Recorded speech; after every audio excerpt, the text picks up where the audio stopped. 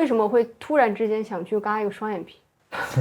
我就是试一试，我就是感觉他一直在鞭策着我，我不得不进步啊。他跟 Danny 的这个关系真的是很，怎么说呢？请讲。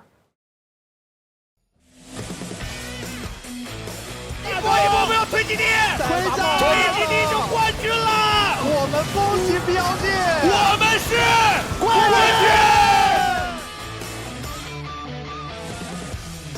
这边能打起来吗？孔文还在捡，阿斌配合啊，把这边杀完了，出来就结束了！恭喜标记！我们恭喜滔博拿到了今天的第2张门票。对于 BLG 来说，今天也是极度落寞的一天。大家好，我是斌。大家好，我是奈的。大家好，我是全。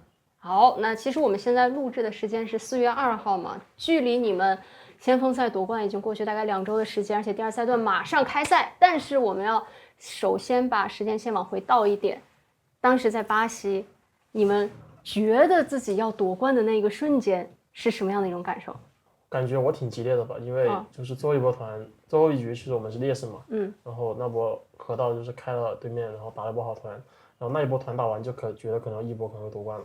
在整个那场 BO5 进行的过程当中，你会不会比如说担心，哎，我们能不能赢啊？还是说其实你觉得，哎，我们好像就是能够战胜对手？就是说第一把打完的时候，其实还是有点慌的，就是当时还是觉得今天还是可能会打满5局，就是会比较难吧。那对于欧恩呢？因为你应该算是就是一直到赛后的采访的时候，看你都有点哽咽嘛，那一个瞬间你是什么样的心情？就是比较开心嘛，就是想象的话，以为会这种感觉持续很久吧，其实也就那么，就采访的那个瞬间，就是一下子情绪涌出来了，是吧？我之前听过很多选手的采访，他们会说，其实你只有夺冠了以后，你才知道，比如说会给你的未来道路带来一些不一样的东西。就是到目前为止，你觉得这个夺冠会给你有一些带来一些不太一样的感受吗？就是在平时的失败和胜利之中也能学会这种嘛。不一定说是要夺冠才会领悟到的。其实就是日常的积累，也是同样的感受。那对于 Net 呢？时隔这么久，会有什么样不太一样的心情吗？感觉这次夺冠没23年，感觉那么深吧，因为也过了很久了。那其实像你们的话，包括很多人都会说，哎，我如果来到这个世界赛，我想和 BLG 碰一碰，你们会是种什么样的感觉？就是每个人都会想跟强者交手吧，就是对我来说也是一样的，他们也会这样想，所以觉得很正常。那其实对于你来讲，因为你 MSI 也夺过冠嘛，但是那个不太一样的是，当时我记得是线上赛。对，你们其实就是在训练室里捧杯。那对这一次是在现场，然后面对到很多异国他乡的其他的那些观众，会有什么不太一样的感觉吗？肯定是有很大区别的，肯定在现场是比在家里要爽很多的吧，然后就是会更有情绪一点吧，我觉得。然后我们把时间稍微往前多倒一点的话，就是对你们印象很深的国际赛，当然要讨论到那个23年的 MSI， 当时是 K 皇的夺冠，然后其实那场也是算 BLG 的横空出世吧，真的是从刚开始大家不知道，就一听 BLG 是什么队伍，就对于那些外国友人来讲，然后你就能感觉到每一天支持你们的那个声量都在不断的去递增。我还记得那个时候欧文还在舞台上过生日了嘛，你觉得对你会有什么样的一些影响吗？对我的影响就是特别开心嘛，然后跟很多很强的选手交手，能让我学到很多东西吧。听你们工作人员说，就是当时23年你们之前刚开始在梅奔打比赛的时候，甚至他们说你当时感觉自己都在抖，然后到现在你觉得自己能很游刃有余的在舞台上，你能感受到自己的整个的这么多年的一个变化吗？抖吗？因为那个舞台太大了，人太多了，所以就可能说感觉抖，他们觉得我手在抖。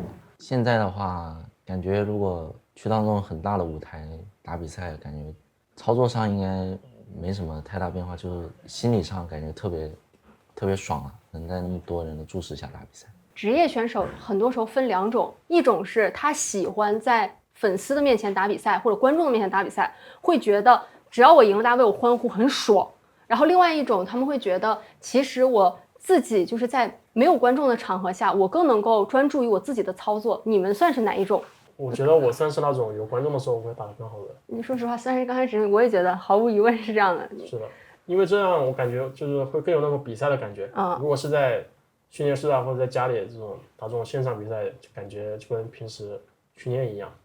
就是可能没有那种比赛的感觉，会让我就是我的情绪可能会上不去，更喜欢那种大场馆，然后人特别多，是让我来说是最好发挥的。因为知道你一直看，比如说像 UFC 啊，然后包括说很多传统的体育啊之类的，那你觉得这种传统体育，因为他们有非常强的这种碰撞性，对于你打电子竞技，你觉得会有一些什么样的影响吗？其实是没什么关系，没什么影响的，只不过说会更能理解这种竞技体育的时候，可能会让我的心理状况还有心态更好一些吧，更能承受紧张的氛围吧。我肯定也是喜欢人多的场馆吧。因为在那种人少的，就感觉和打训练赛没什么区别吧，就情绪就上不去吧，就没那么集中。反而是人多了以后，感觉更能够就是自己的小宇宙爆发的，会有那种感觉，就会更想赢一点，又更集中，会打得更好。那其实23年对于你们来讲都是有很多，不管怎么样都有很多收获的一年。那来到24年的话，不可能逃过的一个时间节点就是24年最后的世界赛的决赛嘛。我很好奇，就是24年决赛的那个失利之后，你们会不会有一种小小的担忧？就是说我以后还有没有这种站在国际赛决赛的舞台之上？这会不会是我此生最后的机会？就是当时打完你没有想会不会是最后一次机会，也没有想过下次有没有机会，没想过这些东西。就是觉得这次输了很可惜，然后以后该怎么样还是怎么样。我能够感觉到你好像就是之前包括你的很多采访当中，你都觉得自己好像是一个很自信的，就是我相信如果我打不过你，那我相信我自己的实力，我迟早能够再打回来。你是这种性格的人吗？因为我觉得我实力就是很高吧，然后能够100%发挥出我的实力来，我肯定打谁都能赢。那像奈特呢？影响可能就那段时间吧，可能就输比赛那段时间会比较有一抹点吧，过段时间其实就好了。然后当时想也不会想那么多。我呢？当时输掉之后，就是只有心情比较难受吧，也没有想那么多。24年之后的话，就是来到25年，25年对于你们我觉得是蛮神奇的，因为其实我们感觉前半程真的有点磕磕绊绊，然后来到第3赛段季后赛，突然之间就感觉就是一路气势向上，打得越来越好，然后最后成为那个年度总冠军嘛。你们会怎么样总结自己25年就是整个在 LPL 的这样一年呢？25年的话也没什么想说的吧，感觉25年可能是那个版本，可能就是对我上路来说的话，就是也不太想去回忆吧，比较团队吧那个版本就是，然后就是看整体的发挥吧，能走到哪上路决定不了，觉得那个版本。那其实你们25年当时夺冠之后，离世界赛还有一段时间可以准备吗？那段时间你们是什么样的一种状态？就是觉得我们夺冠了挺牛逼的，然后进世界赛应该可以好好的表现一下。但是像你们也有提说，其实感觉25年即使夺冠了，但是整体还是有一些问题存在的，所以你们是和他一样的想法吗？我觉得打之前肯定是抱着那种就能拿好成绩的想法去吧。那段时间你们着重可能在围绕着哪些方面去准备，还记得吗？忘记了。那段时间你们是一种什么样的心情或者什么还有印象？忘记了。忘记了你真忘记了？真忘记了。我印象特别深的是23、24，你就总感觉哎呀有希望，但是25年好像哪里不对了，就是整个25年世界赛，你们是什么样的一个心态呢？那段时间大家都不是一个很成熟的职业选手吧，大家都比较情绪化。其实打训练赛的时候就感觉可能要倒在16强。其实说实话，一般训练的时候已经有一种不太好的那种预感，而且我们其实那时候在北京的场馆，因为北京场馆当时一个小房间隔音不好，我们当时在一个旁边等待拍摄的时候，也听到你们的训练室里也是大家很激烈的就是在讨论，就是那个时候其实问题已经出现了，而且感觉是好像没有办法短时间的去弥补了，是吗？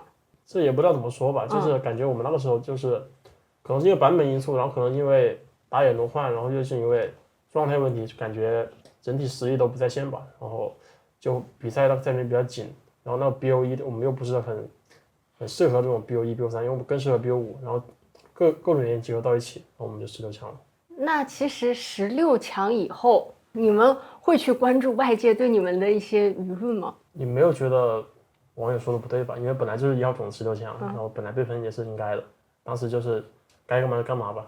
我也觉得就很正常吧，就毕竟是 LPL 1号种子嘛，就网友也不知道我们平时就训练情况是怎么样吧，就肯定会喷的。说实话，你们会去看吗？还是说那段时间不会去关注这些外界的东西？看肯定会看的吧，只看到多和少的区别吧，挺多的少都会看一点。欧文呢？本来16强已经很烦了嘛，就看一下也没有什么所谓了。就反正已经到那个谷底了的那种感觉。那你之前说过那个16强就退役的时候，当时你说16强就退役的那个心态，绝对是跟你25年的心态也是完全不一样的。可能当时24年的话，就觉得如果我们那个时候都16强的话，那可能就是太辜负我们自己了吧，然后会觉得有点太可惜了。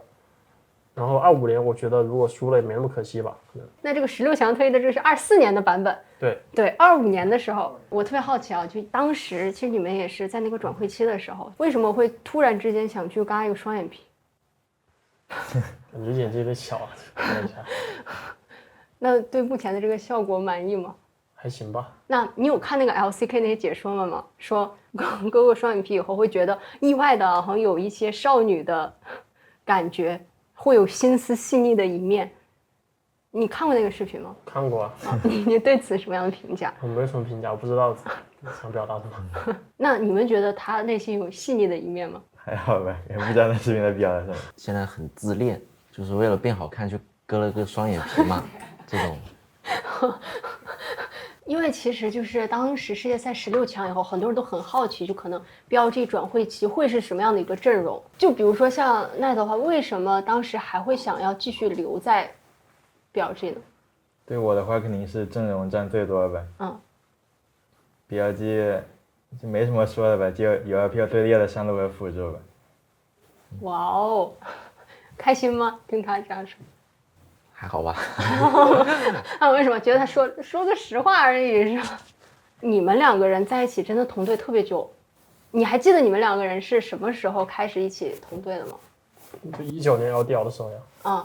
你还记得第一次见面互相见面的时候的是什么样子吗？跟现在一个样子啊，不过之前小，看起来比较小孩一点吧。这么多年了，特别是那年的转会期，那对于像欧文的话，你觉得要留在 BLG 最重要的一个原因是什么呢？最重要的原因可能对我来说就是阵容嘛。那我特别好奇，因为说实话，当时大家不都传就是Viper 要来 BLG，Viper 来 BLG。刚开始的时候，大家会有一点不太敢相信。他们告诉你 Viper 要来 BLG，你要和 Viper 一组下路，你是什么样的感觉？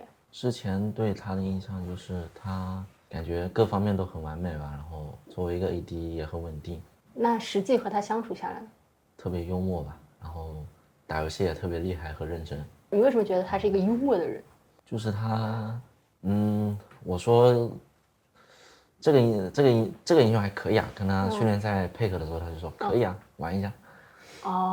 整个的阵容组定的话，除了 Viper 以外，当然还有勋的回归。当时知道勋要回归的时候是什么样的想法？就挺好的，因为和他比较了解吧，就回归那肯定是挺好的。还记得就是你们应该有没有跟他，比如说聊了些什么，或者说没有跟他聊过什么，就感觉他本来就应该会回来，然后就真回来了。就是去年分开之后，双方的日子过得都不是很好，就回来了。就是最后发现大家彼此还是互相适合的人。你觉得你们是不是都是很有那种所谓 BLG 色彩的人，游戏内容上可以疯到一起去的人？我感觉就是他的打法就很适配吧，跟我们，就是他是那种比较敢打敢拼，然后就是会有那种很多小节奏的那种打野，可能他就比较喜欢那种开团啊，或者说先去卖一波，然后这样就可以给到我们其他的 C 位一个很好的收割环境，还有就是开位的环境吧。我觉得在今年的比赛是很明显的看出来，可能就是说季后赛我来 MVP， 但是我觉得他可以有很大的功劳吧。认可，上野。那对于 Net 呢？你觉得勋回来的时候，就是你们当时刚刚开始训练，你一种什么感觉？是有一种哎呦熟悉的感觉全都回来了，还是说你能感觉到可能他的一些风格上也有一些变化之类的？回来的话，因为也是隔了1年吧，就感觉就那种训练赛回到24年感觉吧，因为和他比较了解嘛，觉得他的风格就和我们比较适合，就是非常的适配。那其实这个阵容组成以后，很多人也会觉得你们这种是比较银河战舰嘛。大家对于普遍我们所谓的这种银河战舰的顾虑就是，那如果特别是比如3C 大家都很厉害的话，谁会是那个牺牲的人？或者说真的大家游戏理解都非常厉害的话，谁该听谁的？你们之中会有这样的顾虑吗？我觉得不会吧，因为选手肯定是更懂的，就更懂每个人的风格还有玩法，就都比较了解吧，所以肯定不会有这种顾虑。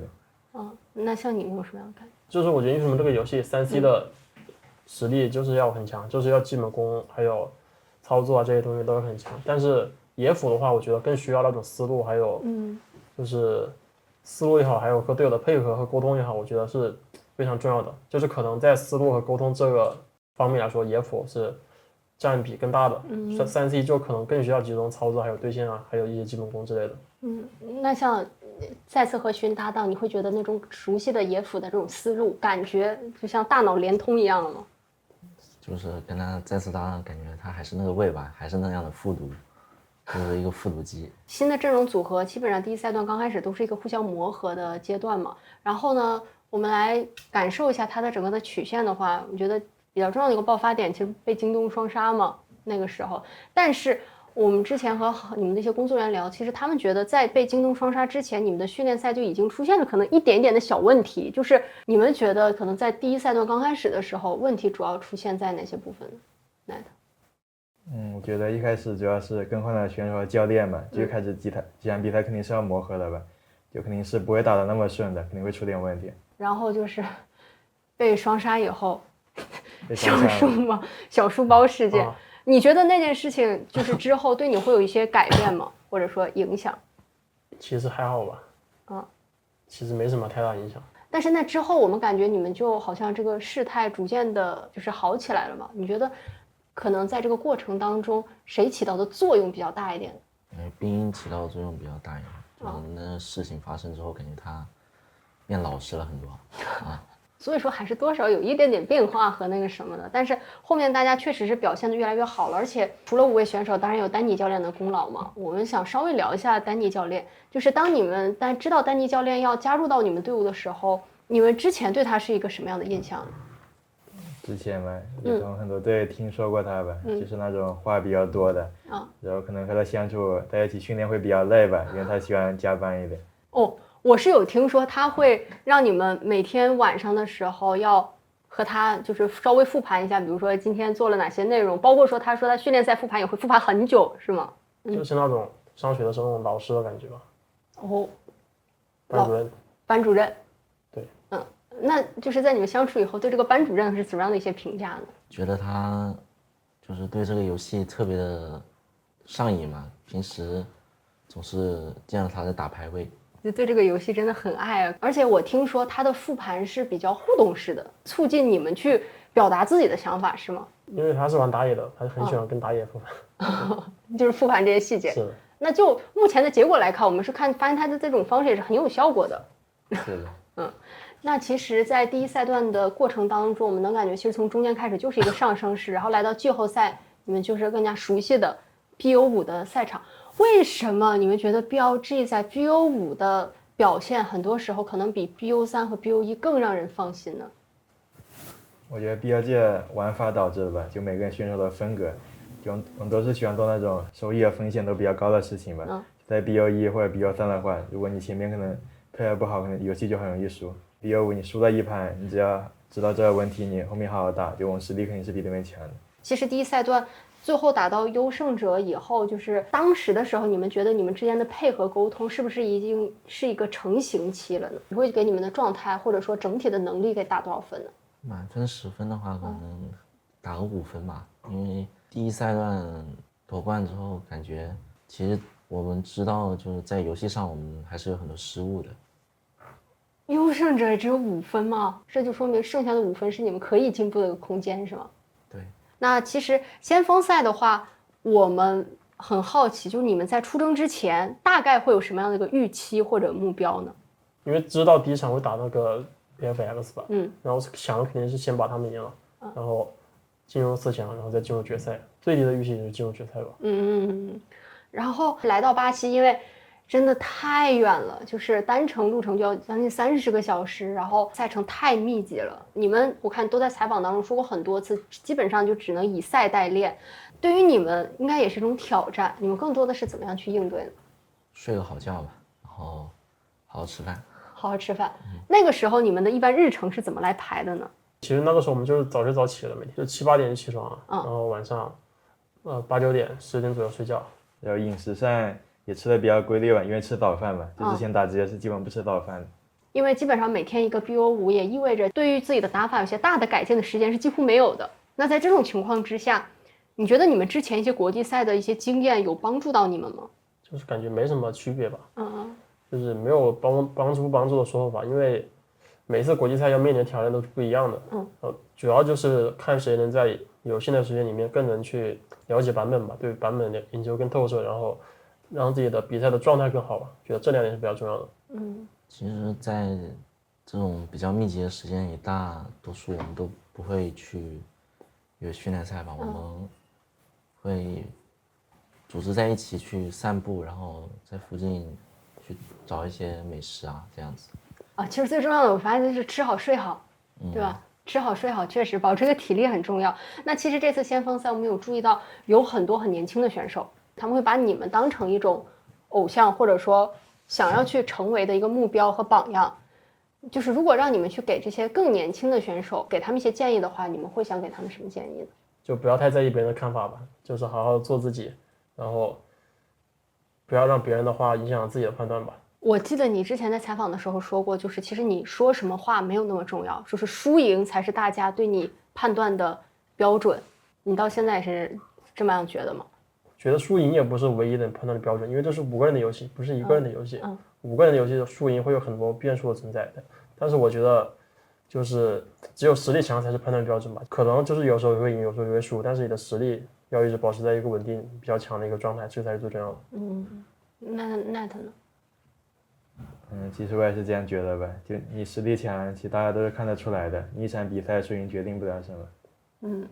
那如果是你，你想给年轻的选手一些什么样的建议？情绪要稳定吧。因为这一次的夺冠，其实对于你来讲是自己人生中的第一个国际赛的冠军嘛，大家都很喜欢说想通过一些赛事来证明一些什么东西。没有证明什么，就可能的就拿到了冠军嘛，可能就证明了这一个。所以说其实你不会给它赋予更多额外的一些意义，就它只是你生命当中的一部分。对，我觉得更重要的意义就是打职业嘛。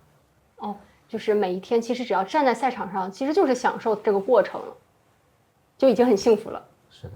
哇哦，很神奇的一个想法。Ned呢？你觉得这次的夺冠对你来讲证明哪些东西呢？这次夺冠对我来说证明也很顺其自然的就夺冠了吧。那对于你呢？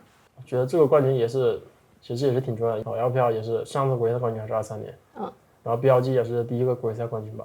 可能对我来说的话，就再一次让大家知道了，就是我们队是一个很强的队伍吧。我觉得这个是最重要的。可能去年的时候大家会对我们的印象会有所下降嘛，但今年我觉得是有上升回来了。那你会不会觉得有一种责任感？就是比如说我站在这个舞台上，我不光要代表自己，我其实有很大的责任感，我要去代表我的赛区，我要去代表我的队伍。因为这是一定会代表的，因为我们就是代表 LPL 出征的吧，然后也是代表 BLG。那其实对于你们来讲，你们都打职业打了很久了嘛？你觉得对于英雄联盟这个本身的热爱和想要去带领很多身上承载着荣誉，包括粉丝期待的这种责任感、热爱和责任，你觉得在你身上占了多大的比重呢？就都占了很大的比重吧。我觉得一共是3点吧。首先是喜欢这个游戏，热爱这个游戏，然后我觉得第2点的话，就是因为这也是我的工作，也可能让我赚到钱。这个点也很重要吧。然后第3点就是责任感，3点的比重都是差不多的吧。可能以前刚开始打街的时候，热爱是占比最多的，然后后面慢慢打着打着，发现好像自己就变成 LPL 的就是中流砥柱了吧。然后就是责任感的比重就多了一些。然后我觉得赚钱的话也是其实一直都是在一个比较中间的一个地方吧。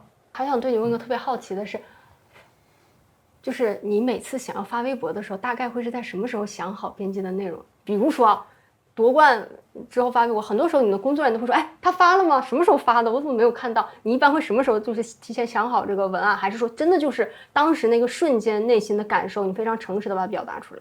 就是想发就发吧。印象最深的就是我依然是世遗上吧，因为那个时候刚出完 AL， 然后可能大家都觉得我疯了吧，但是我现在已经证明了呀。但当时我也很好奇，当时为什么想要发那一句呢？我觉得那场比赛虽然输了，但是我就是感觉我就是世遗上。我就是感觉你们看到他发那条的第一个想法是什么？还好吧，但没想到输了会发，一般都是赢的时候发，输的时候发比较少。那因为很多人会因为你的微博会对你做很多的解读，你会介意这些解读吗？不会啊，我觉得都挺好的，就是我是觉得无所谓吧，因为我发出去了，肯定就不在乎别人会怎么想吧。因为大家可能不认可我说的话，但是每个人看到的东西不一样吧，可能我看到的东西是别人看不到的，所以我发出去的话别人也听不懂。那你们喜欢看他，比如说发一些微博啊，然后或者说采访人说一些比较爆的话吗？肯定想看呗，就因为这种话比较有意思，有讨论度呗，就觉得比较有趣，然后好奇嘛。如果你发一些东西的话，就是大家可能会对你有一些负面的评论或者是什么之类，但是这并不会影响你，是吗？我就算不发也会有很多负面的评论，没什么区别。对，那还不如诚实的去表达自己。我们来问一下 Net 吧，因为爸爸是围棋老师是吗？是的。那我很好奇，因为围棋老师其实很多时候我们会觉得相对来讲有一种像什么书香门第，他们刚开始对于你来打职业什么的会是比较支持的一个态度吗？我爸爸是比较支持的，因为他自己也玩游戏。那你会下围棋吗？会，因为我也学过嘛，也学了半年还是1年来着。那你为什么就是没有走下围棋的条路，而是打电竞呢？主要是兴趣吧，就自己对围棋没那么有兴趣，就有点无聊感觉。那对于你的话，因为你这么长时间也都保持着非常高的一个职业的状态嘛，那你觉得比如说像对于这个游戏的热情和你身上所承担的责任的话，你会怎么样去看呢？我觉得肯定是热情会比责任多一点吧，应该是64吧。热情没这么高，我就不会打这么久吧，因为我玩这游戏已经玩很久了，就肯定是对这游戏热爱才会坚持到现在的。打得久了之后，肯定就责任感会更多一点吧。那其实对于你来讲，你是经历过高峰，也有一些小的低谷的时候，就是你有过怀疑自己能力的时候吗？每年感觉都会有一段时间吧，大概是每年都必须经历的事情，因为你不可能赢一整年了。这种时候一般是怎么样去排遣，或者说怎么样能够让自己重拾这种自信？打得久感觉也不需要什么重拾自信吧，就习惯了嘛。就你人不可能一整年保持都很好的状态吧，就你只要还是保持一样的训练状况就行。其实对于欧恩的话，我印象特别深的是还没有来 BLG 之前，我们在英文流的时候采访过你，当时对你的印象就是话真的太少了，基本上能用是或不是回答的就感觉不会说出第3个字，但是现在表达欲也好，回答问题的方式也好，都比以前成熟了很多。你有感觉自己的一些心态呀、沟通啊，各种各样的这些部分有变化或者说成长吗？我觉得不管是沟通还是心态，还是别的方方面面，我都有一些成长。那你觉得自己变化最大的部分是什么？心态吧。因为你和欧恩相处过当队友这么多年，那你觉得欧恩他在今年会最明显的一个变化是什么呢？说实话，感觉其实也没什么太大变化吧。就是一直以来都这种性格吧。Net 会有什么一些感受吗？感受嘛，感对觉最多的肯定是心态吧。其实不光是他，感觉大家好像整体都变得更稳了。更成熟了一点。那接下来是斌哥的一些问题的话，那就直接问剩下2位吧。其实你们和斌哥也是搭档了非常非常久嘛，我觉得他的身上也是有很多我们看来比较神奇的一些特性。你们觉得他哪些品质是你们想要拥有的？就那种自信的感觉吧，然后不在意任何人的评价，就那种做自己的感觉。最想拥有的就是不管别人的看法，就做自己的那种感觉。那你是就不在意别人的看法的话，你会看别人的评论吗？肯定会看，就是我不想看我也会刷到啊。刷到的时候他会进入，就是你会思考一下吗？还是说其实看完了就看完了，真的就是不太会让自己往心里去？其实如果是真的那种对我有价值的话、有意义的话，我可能会觉得多看一眼，但是其实就不太可能看了会对我有用这种东西。因为只有我自己才知道我有什么地方可以做得更好，可能外界的人看来就是看不到事情的一个原貌吧，可能只是看到表面现象吧，我觉得。确实，可能因为很多会有信息差的一个元素，其实真正对于职业选手来讲，很多的自己怎么提升，其实自己是最清楚的。接下来再问一下关于 Net 的，因为 Net 今年也是队长这样一个身份嘛，你们觉得他给队伍里带来的一些支撑，最大的一些支撑会是什么呢？我觉得 Net 他的话，就是他平时可能话没有打野那么多吧，但是我觉得他只要说话，可能很多都是这种比较有用的信息，比较关键的信息吧。然后很多在这种关键的时刻能指挥他队伍，我觉得最关键点。我跟斌说的差不多吧。早知道先让你回答了，真是的。那最后的话，对所有的队友或者单独对某一位队友有什么想说的吗？那我来吧，来，就对那个道贤跟 Danny 吧，平时要好好健身嘛，希望他俩好好健身，是对，吗？保持一个好的身体。其实就他们2个不健身。哦，是吗？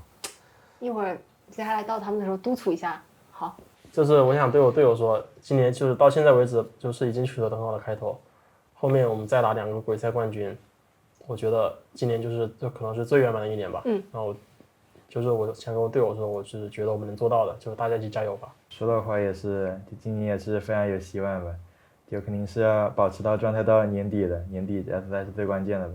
好，那最后因为马上除了你们2位勋和 Viper 也马上就要来，你们也马上就要下班了，所以趁他俩不在，你们觉得现在的勋和 Viper， 如果让你们简单的形容一下他们的话，你觉得他们是什么人？先从勋开始吧。就是感觉他吊儿郎当的，然后又很靠谱的感觉。那 Viper 呢？我觉得 Viper 是那种看起来比较高冷、不怎么说话的那种人，但是其实相处起来发现他也是一个比较阳光吧，喜欢跟人聊天的那种人吧。那看来他们2个都是和表面给大家展现出反差感都是有一点的哈。好，这一部分的内容就是和大家先说声再见，然后等一下我们也把我们今年有新来的新朋友 Viper， 然后也有重新回到我们BLG大家庭的勋，一起请到我们的这个播客里面来和大家一起聊一聊今年的一些变化。好，谢谢3位。